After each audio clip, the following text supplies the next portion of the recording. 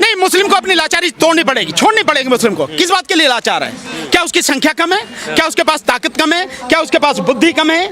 साहस कम है? अगर मुस्लिम डर में है तो तुम बैठे रहो। आज तुम्हारी मस्जिद तोड़ी गई, कल तुम्हारी नहीं। मुस्लिम माइनॉरिटी में मुस्लिम है ही नहीं। माइनॉरिटी में तो सवर्ण समाज के लोग हैं। ये 15% जनरल के जो लोग हैं ये माइनॉरिटी में। मुस्लिम कहाँ से माइनॉरिटी में हो गया? 20 करोड़ की आबादी माइनॉरिटी में होती है क्या? अब अपने आप को आप मानते हो माइनॉरिटी में, आप मानते रहो या तो मैं बीमार हूँ, मरा हुआ यार, मैं बिल्कुल कर नहीं सकता, लड़ नहीं सकता, तो इसका ये इलाज क्या है? लोकतंत्र का गला सरकार ही नहीं घोट रही, लोकतंत्र का गला विपक्ष भी घोट रहा है और घुटते हुए देख रहा है। एक गला घोट रहा है, दूसरा आराम से गला घोटते हुए देख रहा है, वो भी उतना ही बड़ा अपराधी है। ये है स्थिति। जब तीन एजेंसियों ने सिद्ध कर दिया कि 2024 के चुनाव में बेईमानी, उस पर नहीं बोल रही कांग्रेस, विपक्ष का कोई और नहीं बोल रहा, तो वहां मस्जिद टूट जाती है, तोड़ने निकल जाती है भीड़। ये जो भावना आपने बना ली है कि जो बीजेपी को हराएगा हम उसको वोट देंगे, बीजेपी को हराना जरूरी है, लेकिन वोट किसको देना है ये भी सोचना पड़ेगा, कौन उनका नेता होना चाहिए ये भी सोचना पड़ेगा। मोदी सरकार को, मोदी को, भाजपा सरकार को उखाड़ के फेंको जड़ से इस देश से, तभी देश का कुछ भला होगा, अन्यथा ये तबाह कर देंगे, बर्बाद कर देंगे, कुछ छोड़ेंगे नहीं। जिस दिन जागे कोई बुलडोजर नहीं चलेगा, कोई किसी की हिम्मत नहीं है जो एक कदम भी उधर बढ़ा दे। मैं बता दूंगा, लाखों की संख्या में मंदिर अवैध, लाखों की संख्या में पार्कों में बने हैं मंदिर, सड़कों पर बने हैं, ग्रीन एरिया जो है उसमें बने हैं, कॉलोनिया की दीवार के साथ में मंदिर, आधी की सड़क घेर रखी है, वहाँ मंदिर बने हैं। दिल्ली में देख लो आप, कहीं और जाने की जरूरत, ये सब बने हैं, पर क्योंकि सत्ता उनके हाथ में है। नहीं, सुप्रीम कोर्ट को टिप्पणी नहीं करनी चाहिए, सुप्रीम कोर्ट को एक्शन लेना चाहिए। कोई रोक रहा उसे? अबे टिप्पणी का भाषण करने के लिए बैठे हो? हाँ, भाषण थोड़ी सुनना, नेताओं के भाषण सुनते रहते हैं रोज की रोज। भाषण नहीं, उनके हाथ में ताकत है, सुप्रीम कोर्ट के हाथ में अथाह ताकत है। अगर वो चाहे तो एक दिन में सारी चीजें ठीक कर सकती है, इन ऑर्डर कर सकती है, और उसके पास संवैधानिक ताकत है। प्रधानमंत्री को भी चाहे तो उल्टा टांग सकती है, सुप्रीम कोर्ट के पास इतनी ताकत है। लेकिन आप करो नहीं, भाषण दो, आपको कमेंट कर, कमेंट क्यों कर रहे भाई आप? क्या गलत है? कमेंट करने की क्या जरूरत है आपको? आपको सुमोटो एक्शन लेने की पावर है, संविधान ने पावर दी है, सारी चीजें आपके सामने। आम आदमी अगर जिस चीजों को जानना तो आप भी तो जानने हैं, और आपके पास तो सबूतों के साथ आती है, पूरी फाइल आती है, फिर क्यों नहीं कर रहे आप? और ये बुलडोजर संस्कृति भारतीय जनता पार्टी सरकार की एक नई गुंडागर्दी है और कुछ भी नहीं है।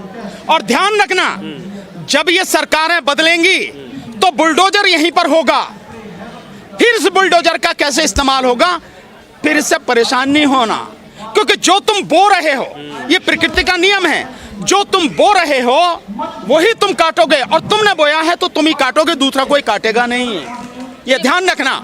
सो जो बुलडोजर संस्कृति, ये सब भारतीय जनता पार्टी की गुंडागर्दी का नया एक तरीका है। त्वरित न्याय का प्रतीक मानते हैं। काहे का न्याय है?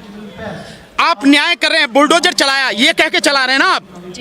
देखिए, आईपीसी में बुलडोजर की कोई जगह नहीं है, सीआरपीसी में बुलडोजर की कोई जगह नहीं है कि अगर कोई अपराध किया तो पुलिस वाले हैं, आप एफआईआर करवाओ, पुलिस वाले इन्वेस्टिगेशन करेंगे, और इन्वेस्टिगेशन करने के बाद जो भी होगा सामने लाएंगे, कोर्ट के सामने लाएंगे। उसमें कहाँ है कि आप जो है अपराधी का घर तोड़ोगे या आरोपी का घर तोड़ोगे? अपराधी भी नहीं, आरोपी का घर तोड़ोगे, कहीं नहीं है, नहीं है ना।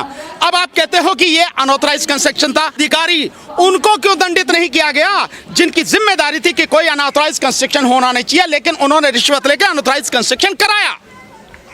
किसी भी अनऑथराइज कंस्ट्रक्शन में किसी अधिकारी को कोई सजा नहीं होती, वो जूनियर इंजीनियर, वो इंजीनियर, वो एग्जीक्यूटिव इंजीनियर, वो सुपरिटेंडेंट जो है, वो सारे के सारे क्यों उनको पनिशमेंट नहीं होता? कैसे बनने दिया उन्होंने? पब्लिक के पैसे से उनको तनख्वाह जाती है, यही जिम्मेदारी है कि कोई गलत काम ना हो, उन्हें कैसे होने दिया? तो जब अनऑथराइज कंस्ट्रक्शन होता, करवाते हैं रिश्वत लेके और बाद में तोड़ देते हैं, वो बच जाते हैं, अधिकारियों का कुछ नहीं होता।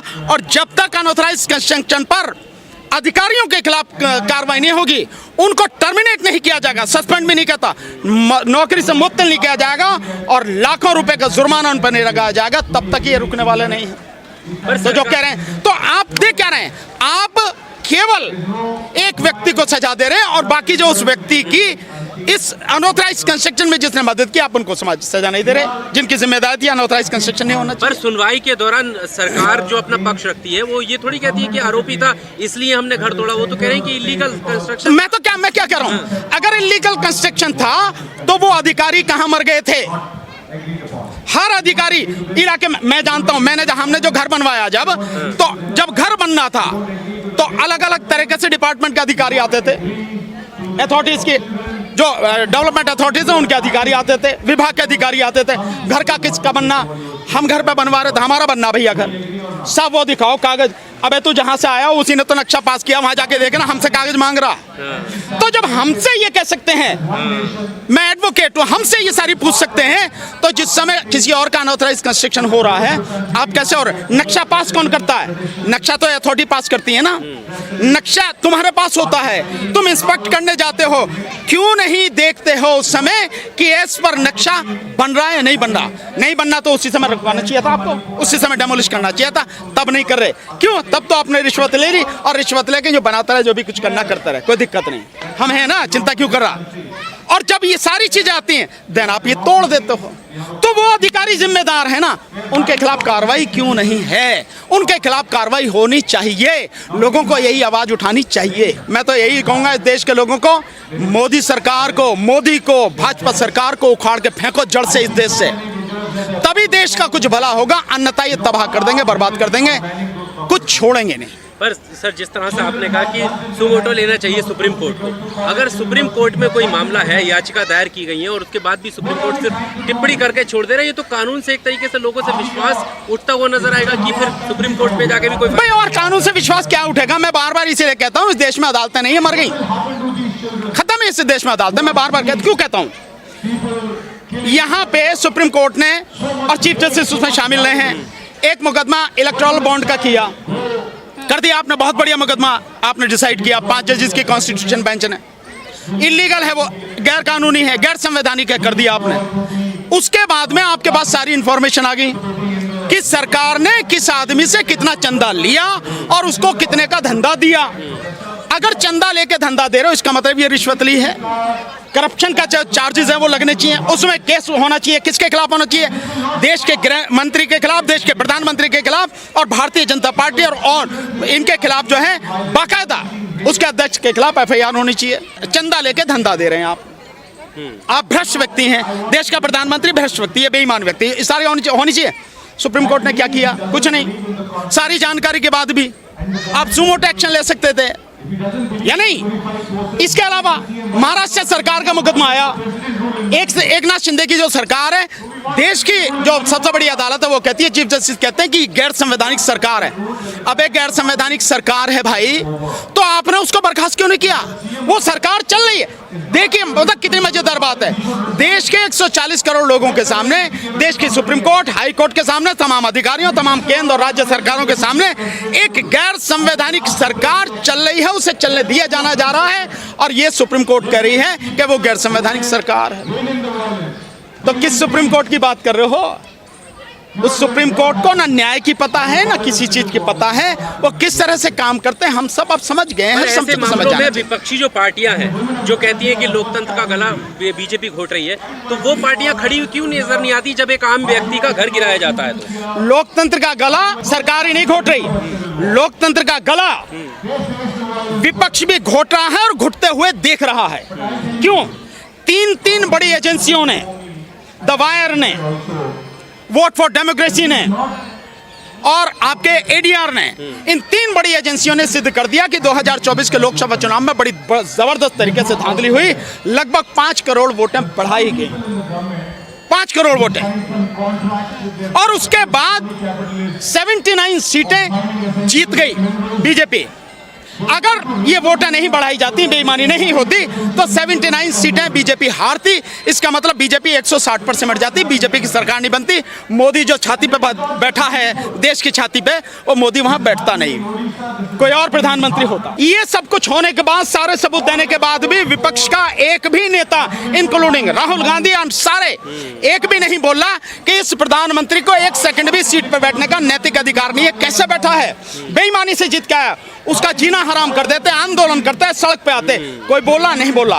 तो केवल एक गला घोट रहा है, दूसरा आराम से गला घोटते हुए देख रहा है, वो भी उतना ही बड़ा अपराधी है। ये स्थिति तो पक्ष हो विपक्ष हो, सबने देश की जनता को मारने का और मरते हुए देखने का सबने जो धंधा बना रखा है, और कुछ भी नहीं है। और इसीलिए मैं बार बार कहता हूं, देश की जनता इसी को अपनी लड़ाई लड़नी पड़ेगी, जैसे मणिपुर वाले लड़ रहे हैं, जैसे किसान लड़े, जैसे CNRC में लोग लड़े, लड़ना पड़ेगा, जन आंदोलन बनाना पड़ेगा और सबसे पहले जो काम करना पड़ेगा मोदी को और भाजपा सरकार को न केवल केंद्र बल्कि राज्यों से भी पूरी तरह से उखाड़ के फेंकना पड़ेगा, तभी इस देश का कुछ भला हो सकता है। पर जहां पर कांग्रेस की सरकारें हैं, हम हिमाचल की बात कर लेते हैं, एक उग्र भीड़ जो है मस्जिद को तोड़ने निकल जाती है। और ये एक शहर का मामला नहीं है, पहले शिमला, फिर उसके बाद मंडी, फिर कांगड़ा, पालमपुर, धीरे धीरे जो उग्र भीड़ है बढ़ रही है। भाई मैंने जो अभी आपको बताया कि जब तीन एजेंसियों ने सिद्ध कर दिया कि 2024 के चुनाव में बेईमानी, उस पर नहीं बोल रही कांग्रेस, विपक्ष का कोई और नहीं बोल रहा, तो वहां मस्जिद टूट जाती है, तोड़ने निकल जाती है भीड़, उसे रोकें, उन्हें नहीं रोका, तो इसमें कौन सी आश्चर्य की बात है? कोई नई बात थोड़ी है। कोई सरकारों का जो अब तक की सरकारें चल रही थी या चल रही हैं, इनका कोई चरित्र में कोई बहुत ज्यादा फर्क मुझे तो नजर नहीं आया। आपको नजर आता हो तो बताओ। और ये संविधान बचाने की बात कर, ये संविधान, बात तो कुछ भी कर लो भाई, बात करने में क्या। हमारे एक साथी कहते हैं मुंह के आगे मैदान है, जितना चाहो बोल लो, जो चाहो बोल लो, कोई फर्क थोड़ी है। बात उसकी नहीं, बात यह है कि आप काम क्या कर रहे हैं। कम से कम जहां अधिकार आपके हाथ में है, जहां सरकार आपके हाथ में है, जहां पावर आपके हाथ में, वहां तो करो, वहां तो रोको। अगर वहां नहीं रोक रहे तो साफ है कि तुम भी वैसे ही हो जैसे दूसरे। तो ये भीड़ तंत्र ऐसी बढ़ता जाएगा, ये जो नफरत है ये रुकेगी कैसे फिर? जब इस देश के लोग समझ लेंगे कि अब उन्हें लड़ना है, और मैं बार बार कह चुका हूं, इस देश के लोगों को एक बार तो लड़ना ही पड़ेगा। वो आज लड़ रहे हैं इस सरकारों से, इस देश में जो गुंडा तत्व है उनसे, सरकारों से लड़ना पड़ेगा। आम जनता जो है, जो घरों में बैठी है, चुप बैठी है, उसको लड़ना पड़ेगा। केवल वोट देने से बात नहीं बनेगी, वोट तो आपकी लूट ली जा रही है। सड़क पे आकर जन आंदोलन बनाना पड़ेगा, जन आंदोलन करना पड़ेगा, तब ही ये देश बच पाएगा, अन्यथा नहीं। अब केवल जन आंदोलन ही एक रास्ता है। जब कोर्ट भी बेकार हो चुकी हों, सरकारें लगातार अत्याचार कर रही हों, तो आप कौन रोकेगा? केवल जन। नजर आ रहा है नहीं, मुस्लिम को अपनी लाचारी तोड़नी पड़ेगी, छोड़नी पड़ेगी मुस्लिम को। किस बात के लिए लाचार है? क्या उसकी संख्या कम है? क्या उसके पास ताकत कम है? क्या उसके पास बुद्धि कम है? साहस कम है? मुस्लिम समाज की बहन बेटियों ने, बच्चियों ने इतनी जबरदस्त लड़ाई लड़ी सी है एनआरसी के पूरे, जो हिला कर रख दिया, सरकार को घुटनों पे ला दिया। कहाँ कम है? अगर नेता खामोश है तो नेता बदल दो, नेता नहीं लाओ, दूसरे नेता लाओ। क्या करना होगा? बहुत सिंपल सी बात है, सड़क पर आना पड़ेगा, जन आंदोलन करना पड़ेगा, निकलना पड़ेगा, ये चीजें बदलनी पड़ेंगी। ये जो भावना आपने बना ली है कि जो बीजेपी को हराएगा हम उसको वोट देंगे, बीजेपी को हराना जरूरी है, लेकिन वोट किसको देना है ये भी सोचना पड़ेगा। कौन उनका नेता होना चाहिए ये भी सोचना पड़ेगा। या तो अपने में से लगाओ, निकालो नेता, नहीं तो जो आपको दिख रहे हैं उनमें से जो बेस्ट है उसको छांटो। आप सड़क पर निकलने की बात कर रहे हैं, सिर्फ एक आरोप के चलते घर, दुकान, मकान सब तहस नहस हो रही है। क्या फर्क पड़ता है यार? जिंदगी बर्बाद हो जाती है, लोगों की जानें चलाई जाती हैं। ईंट पत्थरों की बात छोड़ो, आप लोगों को मार दिया जाता है। आप गुजरात भूल गए क्या? हजारों लोगों को काट दिया गया, लेकिन ये तो होता रहा है संघर्ष। आपने जब आज़ादी की लड़ाई लड़ी, उस आज़ादी की लड़ाई में जो है करीब 63-64 हजार, जो ये रहा इंडिया गेट, जाके देख लो, नाम लिखे पड़े, वो मुस्लिम समाज के लोग थे जिन्होंने देश की आज़ादी के लिए जान दी। अभी इतनी बड़ी संख्या में आप देश की आज़ादी के लिए जान दे सकते हो, अब अपने आप को बचाने के लिए खड़े नहीं हो सकते क्या? घर मकान टूट जाएगा, जेल में चले जाओगे तो क्या फर्क हो जाएगा? जेल में चले जाओगे, मैं लड़ूंगा मुकदमा, क्या दिक्कत है? मैं लड़ूंगा फ्री ऑफ कॉस्ट आपके मुकदमे, लड़ो तो सही, लड़ना आप ही को पड़ेगा। दर्द जिसको है, दुख जिसको है, पहले उसको खड़ा होना पड़ेगा, दूसरा कोई साथ ही देगा। कोई ये समझो कि दूसरा आके जो हमारे दुख दर्द दूर कर जाएगा, ऐसा होता नहीं। पर ये मुद्दा तो यही है कि आखिर कब तक ये चीजें चलेंगी? जब तक आप सोते रहोगे तब तक चलती रहेंगी। जिस दिन जाग जाओगे, जाग के खड़े हो जाओगे, और खड़े भी लठ लेके खड़े हो जाओगे, उस दिन ये रुक जाएंगी। जागने पर तो ज्यादा चलता है ना बुलडोजर, जागने पे ज्यादा चलता है। अभी आप जागे नहीं, इसका मतलब जिस दिन जाग गए कोई बुलडोजर नहीं चलेगा। कोई किसी की हिम्मत नहीं है जो एक कदम भी उधर बढ़ा दे। आंदोलन ही तो क्या था, जगा ही तो रहे थे वो लोग। जगा रहे थे, जागे नहीं ना, जगा रहे थे लोग, जागे नहीं ना। जाग जाएंगे उस दिन हो जाएगा। अब देखो तमाशा, आप जिस दिन लोग जाग जाएंगे उसी दिन काम हो जाएगा। मस्जिदों को अवैध बताया जा रहा, तो क्या मंदिर अवैध नहीं है? मैं बता दूंगा, लाखों की संख्या में मंदिर अवैध हैं, लाखों की संख्या में। पार्कों में बने हैं मंदिर, सड़कों पर बने हैं, ग्रीन एरिया जो है उसमें बने हैं, समझे ना। और तो और जाके देख लो, ही कड़कड़डूमा कोर्ट है, कड़कड़डूमा कोर्ट के कोने पे बना रखा मंदिर, बना बना। अभी देखो आप कॉलोनियाँ जा रही हैं, कॉलोनिया की दीवार के साथ में मंदिर, आधी सड़क घेर रखी है, वहाँ मंदिर बने हैं। दिल्ली में देख लो आप, कहीं और जाने की जरूरत, ये सब बने हैं, पर क्योंकि सत्ता उनके हाथ में है, जो अधिकारी हैं वो उनके सपोर्टर है, उन्हीं के लोग हैं, इसीलिए कुछ काम नहीं होता, इसलिए उन पर बुलडोजर नहीं चलता। नहीं तो बोल इतने डर में है कि अपना आप खुद ही तोड़ने लगे मस्जिद को। तो अगर मुस्लिम डर में हैं तो तुम बैठे रहो, आज तुम्हारी मस्जिद तोड़ी गई है, कल तुम्हारी दी जाएगी। खुद को माइनॉरिटीज में काउंट कर रहे हैं कौन? मुस्लिम। नहीं, मुस्लिम माइनॉरिटी में मुस्लिम है ही नहीं। माइनॉरिटी में तो सवर्ण समाज के लोग हैं, ये 15% जनरल के जो लोग हैं ये माइनॉरिटी में, मुस्लिम कहाँ से माइनॉरिटी में हो गया? 20 करोड़ की आबादी माइनॉरिटी में होती है क्या?